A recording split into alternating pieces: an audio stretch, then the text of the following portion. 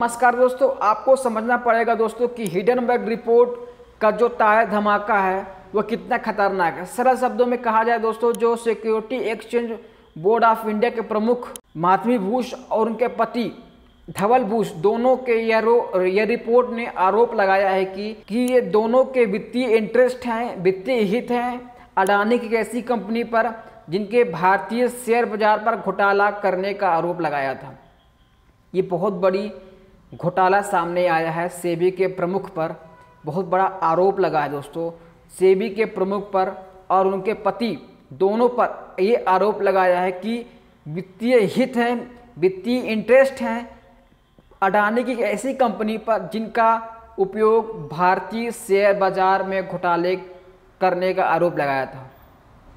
कितनी बड़ी बात हिडनबर्ग रिपोर्ट में यह सबमिट किया है दोस्तों। सेबी के प्रमुख जो हैं माधवी बुश और उनके पति धवल बुश के दोनों के इंटरेस्ट लगे हुए हैं, दोनों ने पैसा लगाया हुआ उस पर अडानी की एक ऐसी कंपनी पर जिनका भारतीय शेयर बाजार में घोटाला करने का आरोप लगाया था दोस्तों।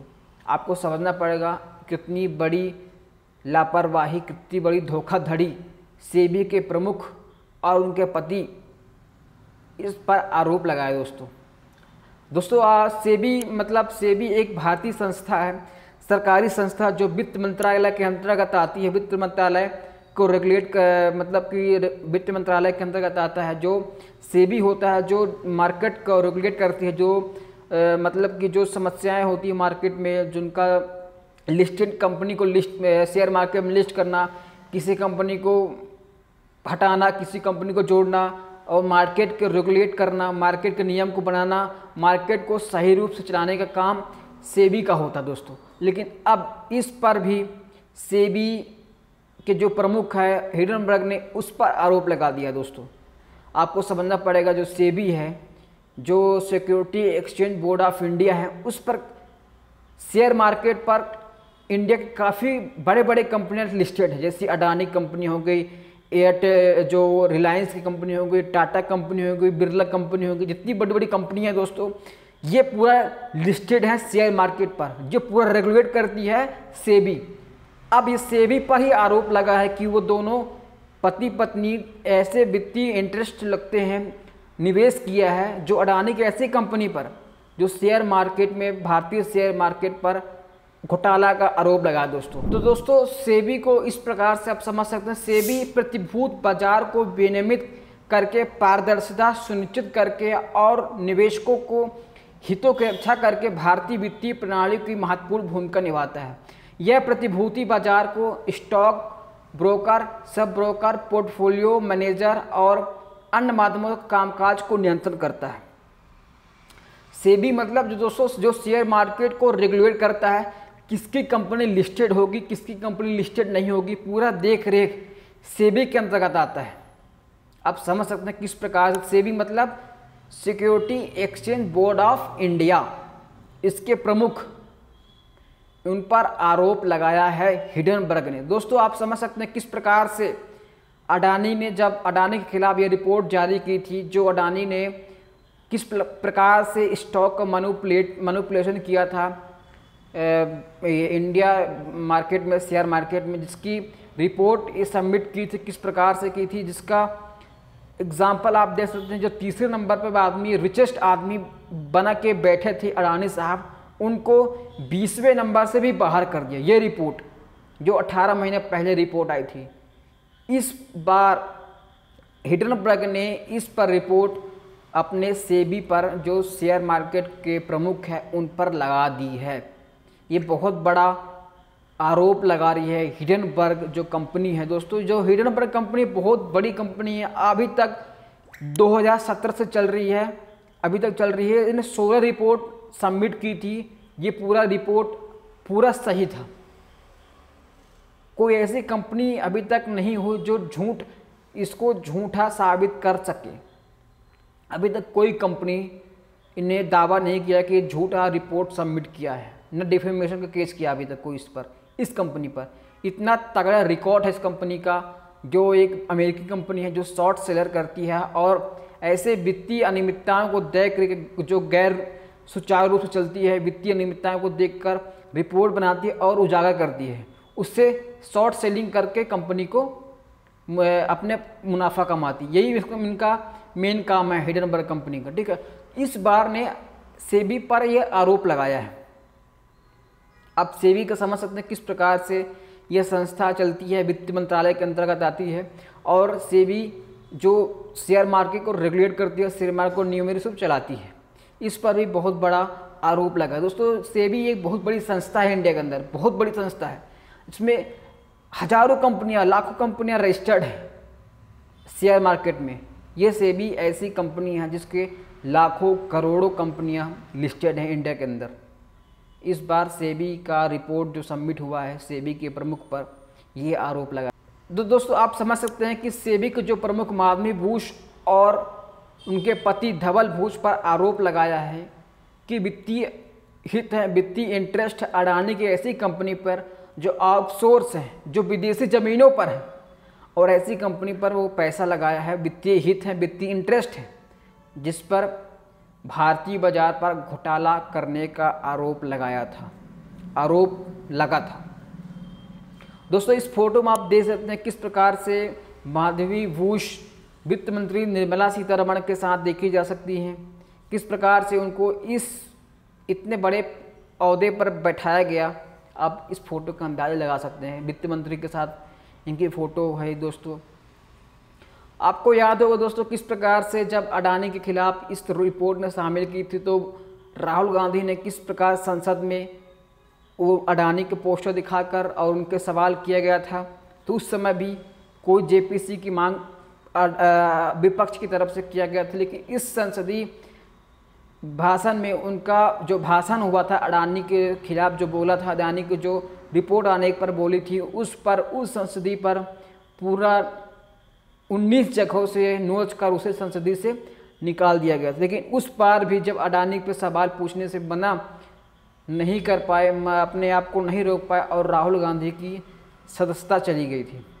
दूसरा संजय सिंह दोस्तों आपको बार बार अडानी पर आरोप लगा रहे थे, बार बार जो रिपोर्ट आने के बाद अडानी के साथ अडानी के बारे में बोल, उनके भी जेल भेज दिया जाता है। आप 6 महीने जेल पर रह के आए दोस्तों। उसके बाद महुआ मोइत्रा, इस पर भी अडानी की बहुत खूब चर्चाएं कर रही थी, अडानी के बारे में बोल रही थी कि जांच होनी चाहिए, जेपीसी कमीशन बैठना चाहिए। तो दोस्तों उनकी भी सदस्यता रद्द कर दी जाती है, आपको भली भांति याद होगा।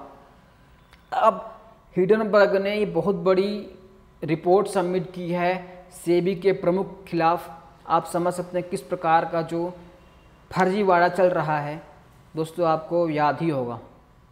तो दोस्तों हिडनबर्ग ने रिपोर्ट में जो सबमिट की है 4 ऐसे आरोप लगाया है सेबी के प्रमुख पर कि आप कुछ बिंदु में आप समझ सकते हैं। उसके पहले मैं कुछ देर बाद बताऊंगा दोस्तों कि क्या 4 आरोप लगाए हैं। दोस्तों जी इतनी बड़ी घटना है, इतनी बड़ी घटना सामने आई है जो हिडनबर्ग ने रिपोर्ट में सबमिट की है कि आप गोदी मीडिया को भी आपको ये खबर करने से रोक नहीं पाए। दोस्तों जो न्यूज़ चैनल में खबर की है आप देख सकते हैं, आज तक में क्या खबर चल रही है आप वीडियो के माध्यम से देख सकते हैं। रिसर्च से जुड़े हुए हिंडनबर्ग ने दावा किया है कि कथित अडानी घोटाले से सेबी चेयरपर्सन और उनके पति का कनेक्शन है। हिंडनबर्ग रिसर्च ने सेबी चेयरपर्सन पर बेहद गंभीर किस प्रकार से अदर न्यूज वाले ने किस प्रकार से कवरेज किया है। ये इतनी बड़ी खबर दोस्तों कि आप इसे कोई गोदी मीडिया कवर करने से रोक नहीं पाया है दोस्तों। हालांकि गोदी मीडिया ऐसे खबर करती है लेकिन ऐसे खबर को छोड़ देती है जिससे कि लोग समझ सकते हैं आप कितनी बड़ी मेहरबानी है मोदी सरकार पर गोदी मीडिया की। इस प्रकार ये खबर इतनी बड़ी है कि गोदी मीडिया को भी इसको कवर करना पड़ जाता है। हिडनबर्ग की नई रिपोर्ट सेबी चेयरमैन और अडानी ग्रुप के बीच कनेक्शन बताया है। हिडनबर्ग ने एक नई रिपोर्ट जारी की है जिसमें अडानी ग्रुप और सेबी चीफ के बीच लिंक होने का दावा किया है। हिडनबर्ग रिसर्च ने आरोप लगाया है कि विल्स बोयर से मिले दस्तावेज से पता चला है कि जिन ऑफशोर संस्था का इस्तेमाल अडानी मनी साइपिंग स्कैंडल में हुआ उसे सेबी अध्यक्ष माधवी पुरीबुच की हिस्सेदारी है। सेबी ने बड़ा आरोप लगा है जो हिडनबर्ग के जो आरोप लगाया है सेबी पर, जिसमें सेबी के चीफ माधवी बूच पर यह आरोप लगाया है कि अडानी के उस कंपनी के हिस्सेदार हैं जिस कंपनी का भारतीय शेयर बाजार के घोटाले का आरोप लगाया था। ये सेबी के अध्यक्ष पर आरोप लगता है। कितनी बड़ी घटना सामने आ गई उस पर भी ये। अब देखना ये है दोस्तों कि प्रधानमंत्री नरेंद्र मोदी क्या वित्त मंत्रालय के अंतर्गत में पूरा ये चलता है, ये वित्त मंत्रालय के पूरा अंतर्गत में ये सेबी का रेगुलेशन किया जाता है। कितनी बड़ी कंपनियां लिस्टेड हैं इस सेबी में, पूरा भारत का, पूरा इंडिया का शेयर बाजार ये कंट्रोल करता है। अब इस पर भी कई एलिगेशन लगाया है हिडनबर्ग ने। क्या वित्त मंत्री इस पर कोई जांच नहीं करेंगे? क्या इससे इस्तीफा लिया जाएगा कि नहीं लिया जाएगा? जो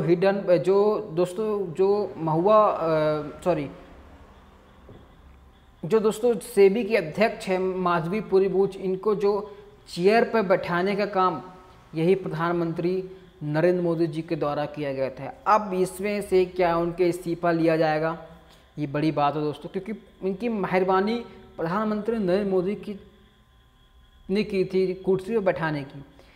वित्त मंत्रालय से कोई इस्तीफा की मांग की जाएगी? इतनी बड़ी जो घोटाला सामने आया है, आरोप लगा रही है हिडनबर्ग ने, आप समझ सकते हैं क्या वित्त मंत्रालय की कोई जानकारी नहीं थी? क्या प्रधानमंत्री नरेंद्र मोदी जी की कोई जानकारी नहीं थी? जानकारी तो रही हो दोस्तों, ऐसा हो नहीं सकता कि जानकारी ना रही हो।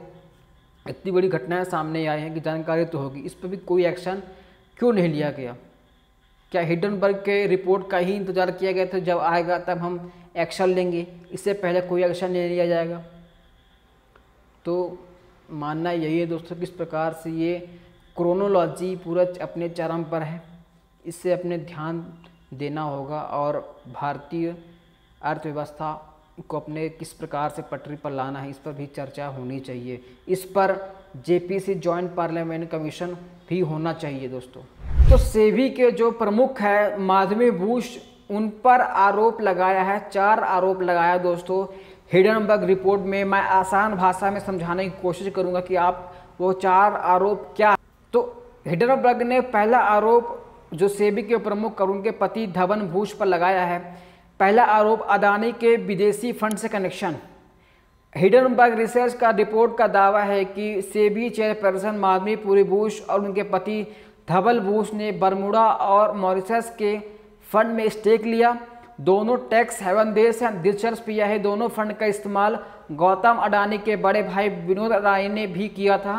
रिपोर्ट के मुताबिक सेबी के होल टाइम्स मेंबर रहते हुए बूच ने अपनी प्राइवेट अकाउंट से यूनिट रिडीम करने का भी मेल लिखा था।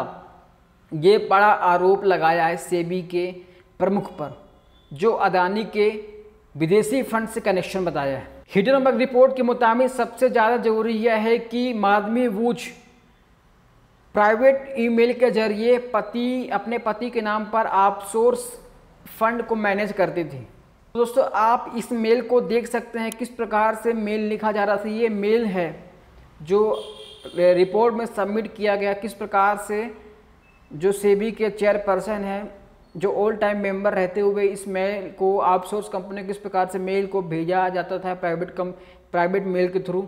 आप इस मेल का स्क्रीनशॉट है, किस प्रकार से आप देख सकते हैं दोस्तों, ये स्क्रीनशॉट है मेल का। दूसरा सबसे बड़ा आरोप अप्रैल 2017 से लेकर मार्च 2022 के बीच सेबी चेयरपर्सन रहते माधवी बूच सिंगापुर के आउटसोर्स कंसल्टेंसी फर्म आगोरा पार्टनर के 100% मालकिन थी, लेकिन नियुक्ति के तुरंत बाद उन्हें इस फर्म का मालिकाना हक पति को सौंप दिया गया। इस कंपनी का फाइनेंशियल स्टेटमेंट डिस्क्लोज करने की पूरी छूट थी, इसलिए यह बात का पता नहीं चल पाया कि इस कंपनी कितनी फ़ायदा कितनी कमाई की। हिडनबर्ग का कहना है कि चेयरपर्सन माधवी बूच की ईमानदारी को समझने के लिए ये जानना जरूरी है कि इस कंपनी कितनी कमाई की, इस कंपनी कितनी मुनाफा उनको जनरेट करके दिया। दूसरा सबसे बड़ा आरोप लगाया है हिडनबर्ग ने रिपोर्ट में सेबी के चेयरपर्सन पर। तो दोस्तों तीसरा सबसे बड़ा आरोप लगा रही है ब्लैक स्टोन के साथ हितों का टकराव। सेबी में बूच के कार्यकाल के दौरान उनके पति धवल बूच को ब्लैक स्टोन में सीनियर एडवाइज़र नियुक्त किया जाता है और black stone real estate investment trust ITS की एक बड़ी इन्वेस्टर है। हिडनबर्ग का आरोप है कि बूच की लीडरशिप में सेबी ने कई ऐसे रेगुलेटरी बदलाव को पास किया जिसके REITs को फ़ायदा पहुंचा। इन बड़े बदलाव को टाइमिंग और नेचर ब्लैकस्टोन होने के फ़ायदे से जोड़ा दे सकते हैं कि हितों का टकराव नहीं होता और क्या है। आप समझ सकते दोस्तों किस प्रकार से ब्लैकस्टोन के जो इन्वेस्टर्स हैं REITs को फ़ायदा पहुंचाया गया उनके कार्यकाल में, और उनके पति को धवल बूच को सीनियर एडवाइजरी नियुक्त किया गया। और जो नियम सेबी ने कई ऐसे रेगुलेटरी नियम में बदलाव किया गया जिसमें से REITs को फ़ायदा पहुंचाया गया। ये भी आरोप सेबी पर लगाया गया है हिडनबर्ग रिपोर्ट में। ये भी सबसे बड़ा आरोप लगाया है दोस्तों। चौथा सबसे बड़ा आरोप लगाया है कि कंसल्टिंग बिजनेस में उलझन। ये उलझन क्या दोस्तों? हिडनबर्ग ने अपनी रिपोर्ट में कहा है कि माधवी पूरी बूच एक कंसल्टिंग फर्म अगोरा एडवाइजरी में 99% हिस्सा रखती हैं। इस कंपनी में उनके पति डायरेक्टर हैं। कंपनी की एनुअल रिपोर्ट के मुताबिक फाइनेंशियल ईयर 2022 में इस कंपनी के कंसल्टेंट से उनकी 1.98 करोड़ रुपए की कमाई होती थी। माधवी पूरी बूच ने सेबी की ऑल टाइम मेंबर होने के जो सैलरी है वो उनसे 4 गुना थी। आज तक इन कंपनी में 99% हिस्सेदारी माधवी बूच की है और उनके पति डायरेक्टर हैं। आप समझ सकते हैं। ये भी चौथा आरोप हिडनबर्ग ने अपनी रिपोर्ट में बताया है सेबी के प्रमुख पर। ये आप स्क्रीन पर देख सकते हैं किस प्रकार से ये $10 मिलियन हैं। $10 मिलियन मतलब 83 करोड़ रुपए ये होते हैं दोस्तों। ये इनका नेटवर्क है। आप देख सकते हैं किस प्रकार से ये स्क्रीनशॉट लगी पूरे देख। $10 मिलियन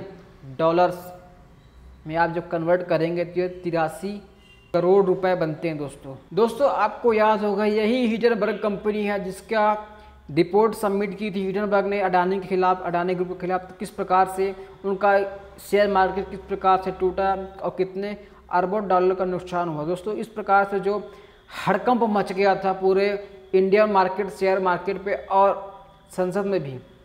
अब इस बात को संसद में लेकर संसद में उठाया गया था। उस वक्त ये सुप्रीम कोर्ट पे गया दोस्तों।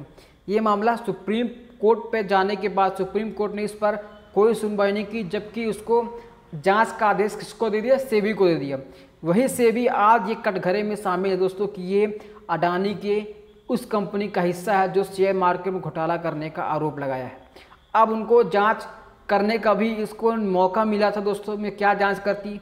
जब आप समझ सकते हैं किस प्रकार के घोटाले में शामिल हैं, इसके वित्तीय हित हैं, वित्तीय इन्वेस्टर हैं, तो क्या जांच करेंगे? आप समझ सकते हैं कि चोर को ही आप जांच करने का आदेश दे रहे हैं। जिनके हित हैं, जिनकी वित्तीय हित है, इंटरेस्ट हैं उस पर, उस कंपनी पर, तो वो खाक जांच करिए, क्या जांच करेगी? आप इस प्रकार समझते कि दरोगा को आप जांच करने के लिए बोला जाएगा कि ये जांच करें और वो चोर के साथ ही खुद मिल जाए, तो क्या जांच करेगी? इसमें कोई जांच नहीं। रिपोर्ट में बताया गया कि हमें तक इसमें कोई पता नहीं चला दोस्तों। सेबी अपने रिपोर्ट में सबमिट करते हुए कोर्ट को कहा कि इसमें कोई भी अनियमितताएं नहीं है, इसमें कोई भी घोटाला नहीं हुआ है। ये कितनी बड़ी हास्यास्पद बातें हैं कि सेबी ने इस बात को उजागर नहीं किया अपने इन्वेस्टर्स के पैसे को बचाने चक्कर में। तो दोस्तों इस पर जैसे रिपोर्ट आया, इस पर भी कई सारे प्रतिक्रियाएं सामने आने लगी। जैसे तृणमूल कांग्रेस ने सेबी को घेरते हुए सवाल पूछ लिया, जिसमें तृणमूल कांग्रेस के सांसद महुआ मोइत्रा ने अपने ट्विटर एक्स पर पोस्ट करते हुए गौतम अडानी पर निशाना साधते हुए अडानी की स्टाइल पर लिखते हुए अपने सेबी चेयरमैन को सवाल पूछा दोस्तों कि जो निवेशक करते हैं किस प्रकार से कोनी कैपिटलिज्म अपने चरम पर है। महुआ ने केंद्रीय जांच एजेंसियों सीबीआई और प्रवर्तन निदेशालय को टैग करते सवाल पूछा कि यह क्या हिडनबर्ग की नई रिपोर्ट आने के बाद पीओसीए कानून और पीएमएलए जनशोधन निवारण अधिनियम के तहत मामला दर्ज किया जाएगा। ये सवाल पूछा महुआ मोइत्रा ने। जैसे ही रिपोर्ट आया ये सवाल पूछा क्या कानून इस पर मामला दर्ज होगी। तो दोस्तों जैसे ही हिडनबर्ग की नई रिपोर्ट आने के बाद राजनीतिक दलों में अफरा तफरी मच गई। राजनीतिक दलों से, विपक्षी दलों से बयान आना चालू हो गए। कांग्रेस महासचिव जयराम रमेश ने सरकार पर निशाना साधा। कांग्रेस ने मांग की कि सरकार अडानी की सेबी जांच में हितों से सभी टकराव को खत्म करने के लिए तुरंत कार्रवाई करे। तब पार्टी ने तर्क दिया कि देश के सर्वोच्च अधिकारी की कथित मिलीभगत से निष्पक्ष जांच केवल जेपीसी संयुक्त संसदीय समिति गठित करने पर ही कराई जा सकती है। ये जयराम रमेश ने, जो कांग्रेस के महासचिव हैं, उन्हें मांग की है, जेपीसी की मांग की है, इस पर पूरी जांच होनी चाहिए। दोस्तों ये भी आरोप लगाया जाता है कि जो संसदीय दल की बैठक है, जो संसद चलनी थी, वो 12 तारीख तक ही चलनी थी, लेकिन उसको 9 तारीख को ही इसको स्थगित कर दिया गया, अनिश्चित काल के लिए स्थगित कर दिया गया, जिसमें से राज्यसभा लोकसभा दोनों की बैठकें अनिश्चित काल के लिए स्थगित कर दिया गया, जबकि इसको चलना 12 तारीख को चाहिए था। 12 तारीख तक चलने का आदेश था, लेकिन लोकसभा अध्यक्ष और राज्यसभा के मेंबर्स हैं, जो अध्यक्ष हैं, सभापति हैं, उनको ये सभा बैठक बंद करनी पड़ी अनिश्चित काल के लिए।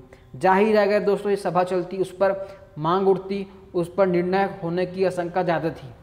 निर्णय होते, जेपीसी की कमीशन बैठती और ये जांच पूरी तरीके से हो जाती, लेकिन ये स्थगित कर दिया गया 12 तारीख के पहले ही। आप समझना पड़ेगा कितनी बड़ी राजनीति चल रही है, इसको लेकर अडानी को बचाने पर सरकार क्या क्या कदम उठाना पड़ेगा, उठाएगी, ये आप ही देखने की बात है। तो दोस्तों इस वीडियो में आपके क्या प्रतिक्रिया है, कमेंट पर ज़रूर लिखिएगा। धन्यवाद।